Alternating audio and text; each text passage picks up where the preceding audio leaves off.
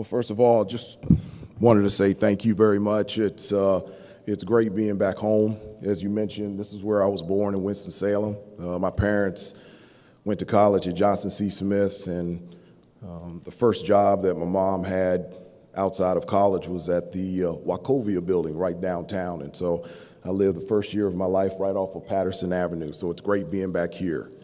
Even though that I did grow up in Washington, D.C., I had always been a Carolina fan. I was, from the time that I saw my uncle, Walter Davis, who was an All-American at North Carolina, from in the mid-'70s, I had always wanted to go to Carolina. I wanted to go to school there. I wanted to run out of that tunnel. I wanted to put on that uniform. I wanted to play on that floor. I wanted to play for Coach Smith. And to think that at the age of 4, something that I wanted to do, I actually got to go to school there and got to actually play there. And after I retired from the NBA, my wife and I got to go back and raise our children there. I fell in love with my wife there. I became a Christian there. We bought our first house there. We got married there.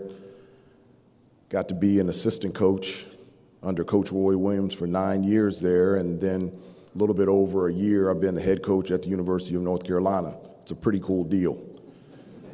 And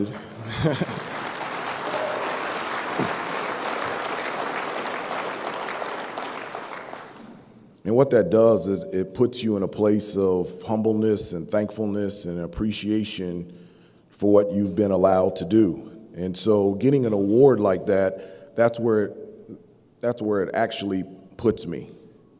Getting this award puts you in a place of humbleness and thankfulness and appreciation. You know, one of the things that we do at Carolina is we always thank the passer. And so when somebody scores, whether it's a dunk or a jump shot, we celebrate that. But everybody on the bench, players and coaches included, and also the players that are on the floor, we always point to the passer.